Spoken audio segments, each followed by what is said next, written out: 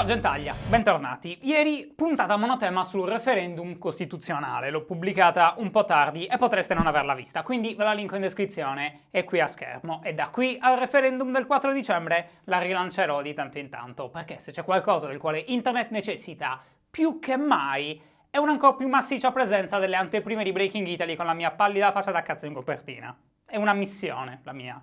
Lo faccio per voi. Questo ha significato due cose. Uno, ho ricevuto qualche critica, non di quelle intelligenti ma di quelle sceme, tipo boh, pagato, di parte, vergogna, ma per la quasi totalità le discussioni sono state fantastiche sotto al video e vi consiglio di andarle a leggere. Due, non ho quindi potuto dare il mio vitale apporto in merito alla discussione scatenatasi a seguito del dibattito Clinton-Trump. Quindi lo faccio adesso.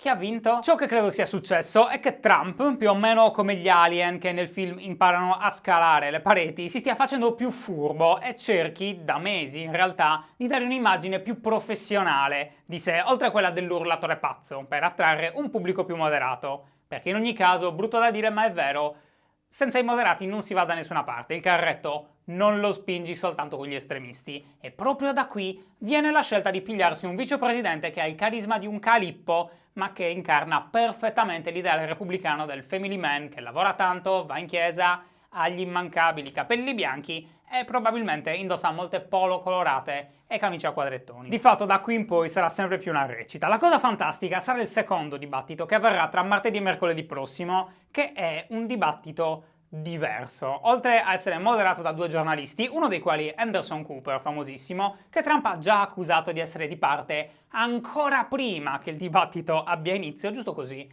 per mettere quel pizzico di berlusconismo che rende le cose frizzantine, lo show prevede delle domande dal pubblico, dirette. Il che significa che vedremo i candidati avere a che fare non con la pappetta pronta, perché tanto lo sappiamo tutti che le cose da dire se le studiano prima, ovviamente, ma come se la cavano nei rapporti umani, nel rapportarsi con la gente. Nessuno dei due pare essere particolarmente bravo nel fare sta cosa. Rapportarsi alla gente. Peraltro, prima di cambiare argomento, commentatori, Italia, mondo, possiamo smetterla di continuare a ripetere quanto misogino sia il fatto che Donald Trump sia così aggressivo nei confronti di Hillary Clinton, ad esempio interrompendola continuamente, come in effetti ha fatto? Questa cosa di giocare continuamente la carta della misoginia ha obiettivamente rotto le palle la candidata repubblicana, senza volerle fare complimenti che non merita. È molto più preparata a scontri di questo tipo di me, di te e di buona parte delle persone che vengono in mente a me e vengono probabilmente in mente a te, perché ha fatto sta roba per tutta la vita, è stata senatrice, segretario di Stato, ha corso alla presidenza già una volta.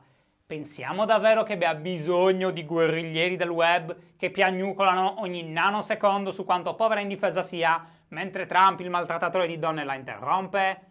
Donald Trump è maleducato con tutti. Sì, è evidente dalle interviste e dal suo passato che non abbia particolare simpatia verso le donne, o gli immigrati, o le minoranze, ma non per questo significa che ogni cosa sia una questione di parità di genere. Fosse stato contro Bill Clinton, si sarebbe comportato allo stesso modo. Riguardate i video delle primarie, sembrava sempre un bambino pazzo sotto metanfetamine in un Luna Park, a prescindere dal fatto che tutti gli altri candidati fossero uomini, quasi tutti. Stesso atteggiamento paternalistico, stesso atteggiamento sprezzante, stessa completa follia nell'attaccare tutto e tutti, bava la bocca, era sempre la stessa roba. E a me sta storia scazza, è incredibile quanto sessista possa essere una persona che nella sua testa è convinta di combattere delle battaglie proprio contro il sessismo. Le donne non sono esseri speciali da preservare, non sono una razza in via d'estinzione, smettiamola di trattarle come tali. Grazie mille. Huffington Post, sto principalmente dicendo a te, la versione USA. Credo, quella italiana non la leggo. Prima di andare avanti, su internet è comparso un episodio speciale di Will e Grace che, se non sapeste di cosa si tratti, non importa. Siete fuori target, dedicato a fare campagna politica, anche in questo caso a favore di Hillary Clinton. È molto divertente e Italian Subs lo ha sottotitolato e pubblicato sulla propria pagina Facebook, link in descrizione, volate a vederlo.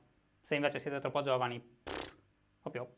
Parlando di altre cose interessanti, Elon Musk, il CEO di Tesla e di SpaceX, la società privata che manda i satelliti in orbita, li fa tornare sulla Terra, qualche volta li fa esplodere, ha contatti con la NASA e presto potrebbe iniziare a collaborare con USA ed ESA per il trasporto di astronauti sulla Stazione Spaziale Internazionale, ha annunciato ieri il suo obiettivo di realizzare un progetto in teoria funzionante, per trasportare le persone su Marte. Il punto è questo: mentre facciamo campagne sulla fertilità, perché come nazione non cresciamo e alla decrescita si lega indissolubilmente un peggioramento delle condizioni di vita per tutti, per il conseguente rallentamento dell'economia, per la crisi della previdenza sociale, yada yada yada, quella roba lì, ne abbiamo parlato 1000 volte, nel mondo si continua a crescere. Ora, a parte che pensare che noi qui continueremo a diminuire e nessuno mai, nato nei luoghi dove invece i bambini li sfornano come scorreggia al ristorante messicano, verrà ad occupare i posti mancanti e semplicemente essere scollegati con la realtà, questo potrebbe portare in futuro all'impossibilità per il pianeta di sostenere la vita umana.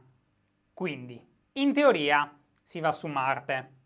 In teoria. In pratica per ora è infattibile, i viaggi costano troppo, non sono sicuri, Marte è lontana, non è chiaro cosa dovrebbero fare gli astronauti una volta giunti sul pianeta rosso, che è di fatto un'enorme distesa di nulla e polvere. Ma non è quello il punto è la capacità di pensare in grande e pianificare qualcosa che potrebbe avvenire da qui a 100 anni, ovviamente incontrando l'entusiasmo di chi vuole che questo accada domani e lo scetticismo di chi dice che questa roba è impossibile. Personalmente ammiro invece molto le persone che hanno questa visione, questa capacità. Nel senso che ce l'hanno davvero però, non che cercano di convincerti che stanno per mandarti su Marte per fregarti dei soldi. Il che, la gente che cerca di fregarti, intendo, mi porta di nuovo a chiedermi, come è capitato altre volte in passato, se chi andrà su Marte sarà perfettamente consapevole di stare andando incontro a una morte che si consumerà in un posto lontano, isolato, desertico, freddo, senza possibilità di ritorno e senza connessione wifi. Visto che stiamo parlando di persone che stanno così male dove stanno che preferirebbero andare a vivere qui, il sito True Numbers ha pubblicato un'infografica colorata, quindi gioia istantanea, che mostra i risultati di un sondaggio di Eurostat in merito a quanto soddisfatti siano i cittadini della vita che conducono nelle varie capitali europee.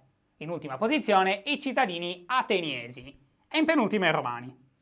Amici romani, siete proprio a terra, di fatto vi battono tutti, dai francesi, naturalmente pessimisti come gli italiani, agli inglesi, ai tedeschi, agli estoni, senza contare la situazione nel nord Europa che vabbè, alla faccia della terra del sole, dell'amicizia e dei frutti di mare e del fritto misto. Ah, si è messo agli atti che questo grafico mi fa un pochino incazzare perché i colori non sono graduali. Amsterdam è in mezzo al grafico ma è giallona, cosa succede qui? Parigi ha un colore senape in mezzo al rosa. Se le cose non le sapete fare, non le fate, ok? Fate un altro lavoro, non fate i coloristi. Per le persone come me i grafici sono importanti. Le persone malate, con gravi problemi. Tornando a bomba sulla questione, grandi progetti e grandi idee che cambiano il mondo, bla bla bla, il coraggio di guardare al futuro, bla, e altre generiche frasi ispirazionali con tanto di gatto appeso e scritta che incoraggia a tenere duro. Ah, ma quanto siamo motivazionali oggi, Quanto? Il ponte sullo stretto. Ora, Renzi ha rispolverato l'idea di costruire il famoso ponte di berlusconiana memoria che colleghi la Sicilia al resto dell'Italia. Non ne voglio parlare nello specifico, perché è una di quelle cose che è destinata a rimanere un'idea sospesa nelle fantasie di chi la vorrebbe realizzata. E se siete siciliani sappiate che nessuno meglio di un sardo vi può capire, anche se dovete considerare che poi, fatto il ponte, vi entrano in casa tutti i torinesi e non è una situazione piacevole, pensateci. Ora, Renzi ha parlato di questa cosa dicendo di non volerla chiamare ponte sullo stretto e che è il ponte sullo stretto inserita in un sistema di ammodernamento del paese, nuove infrastrutture ferroviarie, prendi il treno a Palermo in un attimo sei a Cuneo, queste robe qui.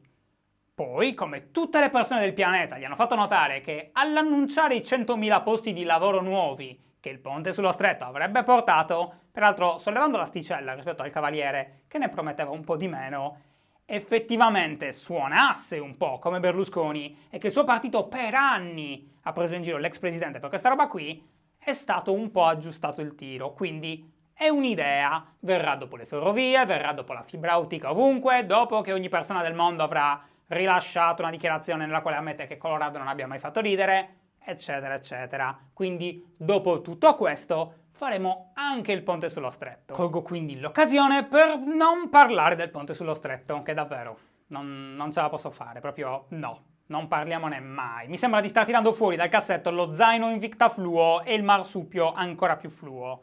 Credo però dovremmo smetterla di utilizzare ogni pretesto per ragionare a compartimenti stagni, seriamente. Io sono una di quelle persone, ad esempio, convinta che per la maggior parte l'italico atteggiamento del è impossibile e del lasciamo tutto così com'è sia una delle ragioni per le quali il paese non cresce né economicamente né culturalmente. Quando guardo le grandi nazioni vedo posti che fanno cose, che costruiscono città, palazzi, infrastrutture, ponti, vanno nello spazio, creano nuovi quartieri dal nulla, che ne so, tirano su grattacieli, fondano compagnie innovative, lanciano nuovi prodotti, nuove cose, fanno cose. Per questo progetti giganti, come andare su Marte, che ne so, quel bus cinese che poi si è rivelato essere un mezzo imbroglio, o la robotica, mi affascinano così tanto. Ma anche se in questo Renzi ha ragione a dire che non bisogna avere paura delle grandi opere, che dire no, non fa, è tutto impossibile, c'è la mafia, meglio coricarsi, buonanotte, è un atteggiamento perdente in partenza. Non è che tutto ciò che ci passa per la testa adesso è una buona idea a prescindere, esattamente come non ogni critica è un gufo che vuole far cadere il governo. Accusiamo tantissimo i Salvini, il Grillo di polarizzare la politica tra chi è a favore e chi è contro, chi sì e chi è no, chi è con noi e chi è contro di noi, chi è casta e chi è gente.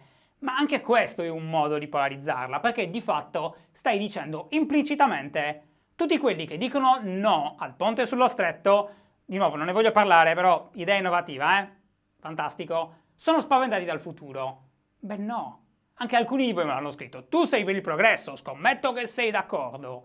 Ma non necessariamente, non è che sono marinetti, È importantissimo che questo paese si liberi di chi dice sempre di no a prescindere, ma anche di chi dice sempre di sì a prescindere, dipendentemente da quanta simpatia riponga nel governo di turno. E questo è pure tutto per oggi, grazie per aver guardato. Questa foto è fantastica, ve la mostro subito. Sono Silvio, Manuela e Alberto, tutti e tre di Treviso, con in mano non solo il mio logo, ma il poster che hanno preso su EIA, firmato dal sottoscritto, dedicato ad Alberto, che ha fatto conoscere agli altri due Breaking Italy. Alberto, grazie mille. Ovviamente se avessi scoperto che sei astemio non te l'avrei firmato, però ormai è troppo tardi. Quindi grazie a tutti per essere arrivati sino a qui. Io sono Shooter Hates You, questo era Breaking Italy. Sono stanchissimo e ci vediamo domani alle 18.